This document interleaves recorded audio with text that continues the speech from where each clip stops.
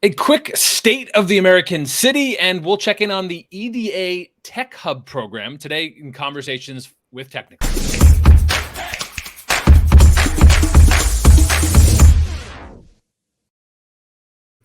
Hey, I'm Chris Wink. I'm the co-founder and CEO of Technically, the news organization with a community of technologists and entrepreneurs.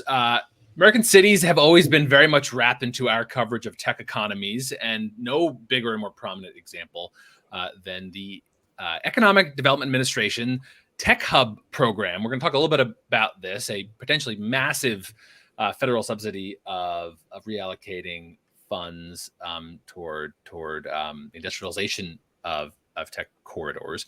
We're going to talk about that and a few other topics with Bruce Katz, a distinguished fellow at the Lindy Institute for Urban Innovation. He's the director of the Network Metro Finance Lab at Drexel University. Know him also as a longtime urban policy expert. Bruce, thanks so much for being here. Well, thanks for having me. Absolutely. All right, Bruce, let me start with an impossible question because I know this is where you sit, but maybe level set us coming out of a pandemic, very different federal policy. What is your snapshot of the state of the American city before we dig into the specifics of the Tech Hub program? The state of America. This is like a question they used to ask Alan Greenspan or something. Fundamentals are right. That's what I'm looking for. Yeah, I want the State of the Union is strong. State of the Union is strong. Yeah.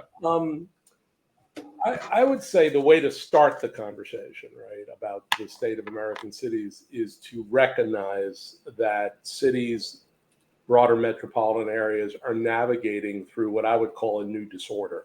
We still have not settled, not just the results of the impact of the pandemic on remote work, on supply chains, on so many critical issues that form the economic foundation of cities and the spatial geography of work. But we've entered a period where the entire economic model of the country is basically shifting. Right? For decades, we've had a model which basically said, we will offshore, we will outsource, we will globalize to places like China and beyond, jobs, because of wages in those countries, and the positive impact of that for the United States will be low prices, right? Very disruptive effects all over our country, roiled our politics. Because of tensions, not just with Russia, but with China, we are seeing a reshoring of production into the United States and into places like Mexico because of NAFTA. And we are also simultaneously decarbonizing our economy because of policies at the federal and other levels, but because of unprecedented federal investments. So it's hard to talk about the state of the city unless you talk about the state of macro dynamics, which have big urban and metropolitan effects. So, frankly, what we're seeing is cities had different starting points pre-pandemic. And given the pandemic and given these big decoupling from China, decarbonize the economy, deconcentrating workers to their home for a portion of the week, different cities, San Francisco at one end of the continuum and Austin at the other end of the continuum, are having very different experiences right now. But uniformly, message to city leaders, public, corporate, financial, university, community, labor, is navigate the chaos, right? Because there is no normal yet. It's just a disorder, and cities need to understand what their strengths and their assets and their advantages are, and then leverage up this federal capital for maximum inclusive and sustainable effect. We were, and this might be a way to transition us over to the EDA program specifically, which we'll get into here in a moment. But sitting in 2019, we at Technically reporting in a half dozen U.S. cities and touching in or checking in on maybe a dozen others. Sitting in 2019, everyone was like, okay, we got our tech workforce is at least taken seriously among city leaders. It's part of the mix in most cities, part of a workforce changeover. Oh, we're figuring out that entrepreneurship matters, though it's been in decline for decades, but we know that entrepreneurship has to be a bunch of our strategy. And we're doing our designs of millennials sipping lattes in urban centers, and all of the design aesthetics around this sort of response to what a post-industrial world will be. How much of any of that work we were doing in 2019, get the co-working space with a bunch of tech startups into your downtown core so people can live, work, and play there, how much of that narrative is still holding true for you after the last few years of pandemic, and how much of that are you like, I'm just throwing it out, it's an entirely new world? No, I think that's still highly relevant. But the bottom line is we have spent decades planning the post-industrial city in the United States, and we're now being told we're going to have to design and deliver with our metropolitan areas the industrial future. Now that affects the entrepreneurial community, and that affects the next generation of technologists, because if we really are going to reshore production in the US and simultaneously decarbonize the economy, well, guess what? That changes an enormous amount of products, processes, policies, and financial products. This is innovation at its core. And so the question is, what are all these people may be doing, right? Creating the companies of the future, starting and scaling those companies, hopefully in cities near advanced research universities or healthcare institutions or downtowns, now that we have so much vacant office space. Right. But partly we're talking about larger metropolitan space. In many ways, this industrial transition is sort of bringing to the fore the interdependence of cities, older suburbs, exurbs, rural areas, and places beyond. Because if you're going to shift to a different kind of economic model, you really do need to take into account what is the different role of those different geographies, and the kind of people they can attract and the kind of innovation they can leverage. So I don't think we've completely thrown that out the window, but it's now in the service of a radically different economy. So it may not just be business to consumer innovation, it's business to business, it's business to government, it's innovation, iterative and breakthrough across the board. Okay, so let's use that to walk our way specifically into this EDA Tech Hubs program. So just ounce of context. I suspect folks will end up watching this are already very familiar, but U.S. Economic Development Administration, they make this big announcement of this authorized but not fully funded program, Tech Hubs Program. It has a longer title, but we're going to call it that. And they've put out a notice for funding. So mid-August, regions are putting together bids to vie for some initial funding. There's a design phase, or there's a we're ready to go kind of version. And in economic development circles and very nerdy circles, this is quite a big deal. It's a subset of a big change in the Biden administration, federal industrial policy, a whole bunch of stuff that we probably can't get into in a 20-minute conversation. But this is an example of a big change in policy. Just kind of wondering how much you think this is a big deal versus how much, just like nerds like us are paying extra close attention to it. Well, I think it's a big deal. And at the same time, I think it needs to be put into context, right? So it's a big deal because it signals how the Biden administration and bipartisan members in the Congress, particularly in the Senate, let's say, think about industrial policy. So what this Tech Hub program does, and kudos to Mark Muro and Rob Atkinson for coming up with some of these ideas at the beginning. Mark's a former colleague of mine from the Brookings Institution. What they're basically saying is we want American cities and metropolitan areas, regions, to be competitive, globally competitive, around technologies of the future. And then they name a whole bunch of technology classes, not surprisingly, artificial intelligence, advanced energy, biotechnology, semiconductors, advanced computing, et cetera, et cetera. But this is very much a signal about how this administration and the prior Congress think about what industrial policy entails. Very ambitious, and again, a radically different model for economic growth and prosperity going forward. Because the U.S. is, for a long period of time, has been generating, some of the next generation technologies, but we decided, again, for the most part, to view outsourcing and offshoring as part of our model. This, because of geopolitical tensions, first and foremost, is about basically being at the vanguard of next generation technologies from places, and also having a larger production capacity because of tensions with China. Then, what's really interesting to me, because at the NOAC lab at Drexel University, we coached the Build Back Better winners last year. What's really interesting to me is to read the criteria, how they score applications. I was chief of staff at HUD. This is where you really get into the weeds, right?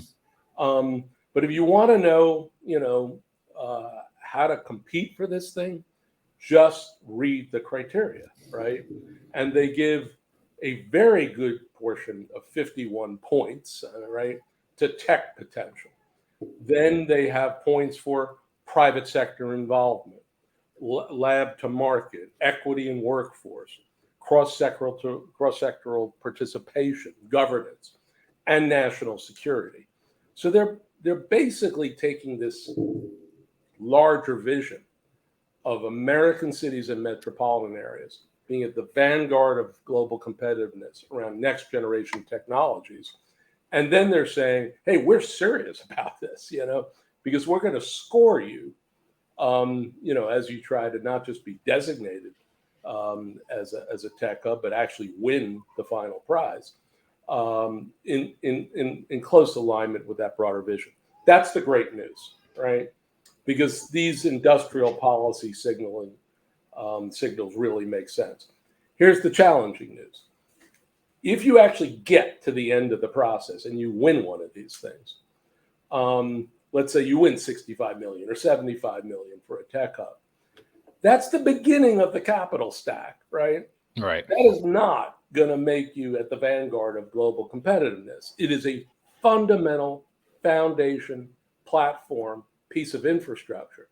But then you're going to have to leverage up more public capital, more private sector investment, philanthropic investment. And then, because this is all about consortia, close alignment with workforce and logistics infrastructure and applied research and all the rest. So this is, winning an application, winning an award is not the end of the process. It's not like, voila, we now have globally competitive cities and metros around next generation technologies. It is the beginning of the process. And I think it's really important for cities and metropolitan areas, first and foremost, to have a market strategy for their position globally around these technologies. And then this competition, this application, is part of that broader strategy, as opposed to flipping it and saying it's just about a program. It's not about a program. It's about competitiveness, which extends far beyond federal investment. One, there's a ton there that I'd love to hit on, but one thing that you make obvious to me, this is such a place-based approach, right? It's regionalization throughout the documents, all very much about regional. It's so very clear that they want regional. I believe there's a version of this that wouldn't have to take such a place-based approach. I'm curious how much the place-based approach, in your estimation, is just pure like politics. Oh, we need it to be situated with, congressional support, so we need to put it within jurisdictions, versus how much you think, there's a real deal belief that we're only going to have the flywheel of impact if we're clustering physically, even after everything we've learned about the possibilities of remote work and the possibilities of Zoom coordination. We still have this as like clustering. So the clustering strategy feels like what would have been familiar in 2019. That doesn't seem to have changed. And I guess I'm curious, you think that's because of politics or because it is a real belief that it has to be done this way? I would say it's mostly because it has to be done this way. I mean, frankly, if it was around politics, they would spread the peanut butter a lot further. I mean, politically, this is only going to go to so many places, right? So this is not a great political strategy in a country this big. There's going to be a few winners and a hell of a lot of losers from a programmatic perspective. From a market perspective, what this administration, I think, is trying to do is to model the next generation of industrial policy. And from that regard, I think this is very smart because, for all the effects of the pandemic, remote work and et cetera, we have not completely erased the power of the agglomeration of economies in particular cities and metros and some of the broader hinterlands. I mean, that is very, very real here and abroad. And I do think if you go back 10 years to the Obama administration, there were other efforts to have place-based manufacturing institutes. To some extent, those tried to actually model networks that defied geography, right? That had major universities in different parts of the country coming together to collaborate, to compete. It doesn't have the same effect if you're trying to build an ecosystem. And the ecosystem relies on the interplay of globally competitive firms, startup and scale-ups, entrepreneurial focus, applied research, workforce development, logistics infrastructure. That's not going to happen, across multiple metros and regions. It really comes to ground in these particular geographies. So I think this is very smart. And because so few are going to win, I don't think it is political. Yeah, it's really good. It's really about more a thesis, a theory of how the country should grow.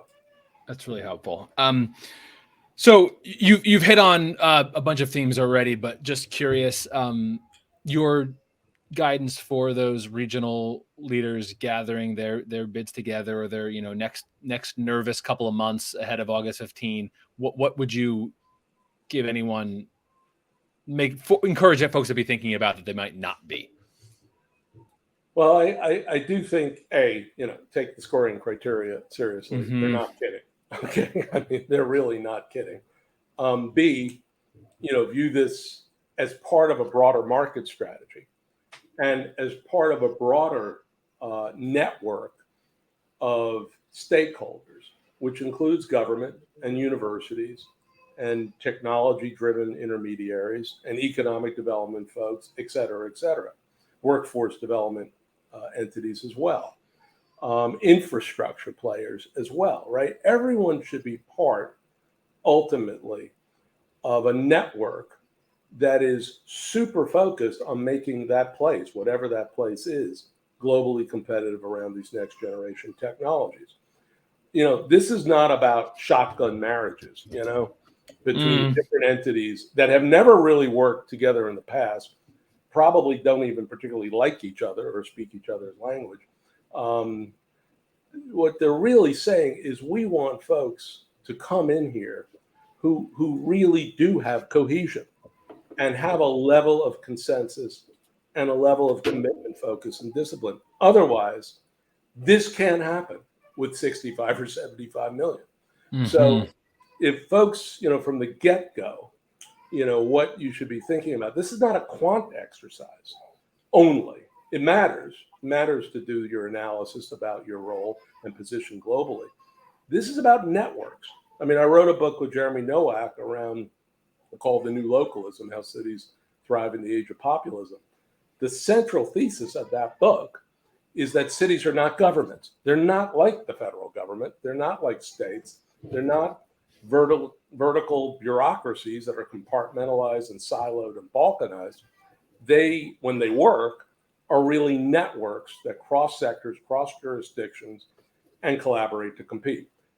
This, program pretty much embraces that. And the question is, how real is that across the United States? I think it's very real in the places that we talked about in that book, you know, the Pittsburghs and the Indianapolises, et cetera, et cetera. In a lot of other places, people talk about how they work together, but the reality doesn't quite get to the same level. So this is really trying to send a signal. This is the time for cities to step up as true networks with their metropolitan areas around these, industrial competitive policies.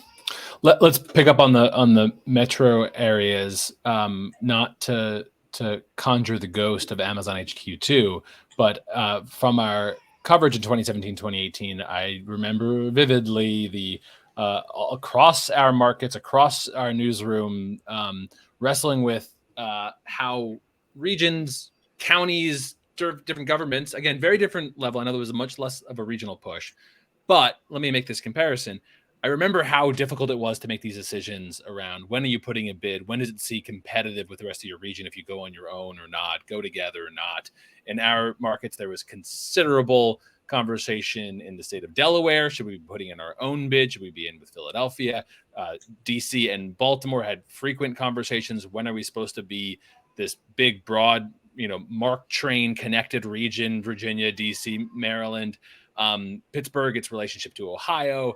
This is, as you know better than I do, so consistent across our country, regionalism that sometimes breaks across jurisdictions, particularly states. I'm curious, any kind of blanket advice you have about when it goes bigger, when bigger is better for this particular project, or just general thoughts on balancing identity and regionalism? Well, I think this, the largest number of points to this thing is really about your starting point with technology potential. Mm-hmm. The numbers don't lie. You can do the analysis around these major technologies that the United States now needs to own, right? Because of geopolitical tensions and national security concerns. This is not a game, This is not your typical competition. This is a different economic model and a different set of relationships in the world than what we've had since the early 1990s. This is like serious business. So the numbers don't lie. You could say, well, the region is really this big, but when you actually look at, well, what are we talking about? Do the universities really excel in that kind of research? Are there major companies located there? Are there small and medium-sized enterprises that are part of this? Is there an entrepreneurial culture around these technologies? The numbers don't lie. So start with the evidence and then basically build your geography, which in most cases I think will be metropolitan. Many parts of the U.S. metropolitan areas cross state lines. There's like 33 of the top 100 that cross state lines. So those are obvious, because of commuting patterns and the role of community colleges and airports and infrastructure, logistics, and all the rest. But I think the first time around with Build Back Better, a lot of folks basically said, hey, let's just draw the geography big so that we can get 3 Senate delegations as opposed to 2 or 1. Just not the way this works. I think they've been crystal clear on the scoring criteria, and I think they'll follow that methodology objectively. And folks should just start. What does your economy really look like, and what is its geographic kind of configuration? So that's actually interesting. Is I feel like partly you're saying, well, I'll just ask you: is your bet that you'd expect more bids or metros to get it wrong by drawing too big as opposed to drawing too small? I think so. Interesting. Okay. I think so because, I saw a bit of that happen in Build Back Better. And, I always like to use the old Dolly Parton line, which is figure out who you are and do it on purpose. One of the great economic development theorists of the 21st century. But I think if you follow that maxim, it does have geographic boundaries that are real, that are based in evidence as opposed to based in the political economy. We're talking about the real economy now. what does the real economy look like around advanced technologies? This is a no bullshit kind of question, right? Right. So it's very different from the political economy where you just add up numbers of congressmen and senators, which at the end of the day, I don't think really matters to the ultimate awards here. Again, we're getting to serious business about the competitiveness of the country in a world that no longer has a unified sort of economic model or blocks. I mean, we're a unified block. I think we're going to divide up in some significant ways here. Okay, helpful. I'm losing Bruce in a couple minutes, and I realize I'm doing a terrible job of engaging those of you who are watching live. Sorry about that. If you do have questions, you can drop them in the chat, and I can get that. I apologize. I've kind of just commandeered, but we'll obviously do the full recap on Technically. So drop that, and I can get those updates if you do. But my last couple minutes with you, Bruce. I want to just go a little wider again. So that's really helpful. Thank you for the specifics on EDA. Maybe just let me give you one last swipe at the specific program. Anything else just on your mind as you read through it? As you mentioned, former Brookings guys, Brookings helped that really established this. Anything that was on your mind when you saw this that stood out to you as notable, interesting, or noteworthy? I think it's what's not written in it, which is I think we all learned from Build Back Better. You could win a Build Back Better award after, God knows, a year and a half of an enormous amount of effort. And then you're still at the start of the process, because to change the trajectory of a U.S. economy, metropolitan economy, requires a substantial amount of cross-sectoral engagement and partnership, but also a substantial amount of public-private and philanthropic investment. So I think what everyone needs to take from this competition and others is you haven't come up, the federal government's not paying 100% of what it takes to put, U.S. metropolitan areas on a different trajectory for the next 25 years. That would be completely delusional. I mean, this is a catalytic investment. And I think as places go forward, there's both the match that, the program says you need to bring, which is what, 20% or whatever. But then there's the leverage effect. And I think that's something, as folks put their proposals together, really needs an enormous amount of attention. Helpful. Okay. On your way out, I want to hit just a couple more general city questions. I always appreciate your perspective here. We technically are following. I'm personally interested in some of the big macroeconomic demographic stuff. And I think that does relate to these tech hubs. For generations, we're still moving south and southwest. The only exceptions in the Midwest and the Northeast have been cities that have kept some of the millennial bulge and have brought in immigrants. Just kind of wondering your big thoughts on these demographic shifts, what they mean for the workforce and entrepreneurship side of the Tech Hubs program. Might be a way to back into that. We obviously hold Mid-Atlantic and some of the Midwest close to our hearts, but I'd be curious just your general thoughts on what you're seeing and watching, and how these demographic trends seem to be playing out with the workforce side of this. Well, I do think, first of all, none of this is divinely inspired or inevitable, right? So we're at the early part of a decade-long restructuring in the U.S. Buckle up; it's going to be a bumpy ride. And the role of both this EDA competition, but more broadly, is for networks of leaders in cities and metropolitan areas to navigate through what's going to be a very chaotic period. If they do it well, look at Intel going to Columbus, Ohio, actually to a county outside of Columbus, but that's going to transform central Ohio, right? So if you do this well, I think you're going to need to take into account some real demographic realities, which is that we have labor shortages as we make this transition to the industrial future. We are going to have to find much more tight-knit relationships between community colleges, industrial companies, and beyond. We need our universities to follow the European model of applied research, which is very iterative and very close to corporate evolution, versus just breakthrough technologies and commercialization, which is more an American model. The model that's coming out of Sheffield, England, that St. Louis, Missouri is now trying to adapt to the U.S.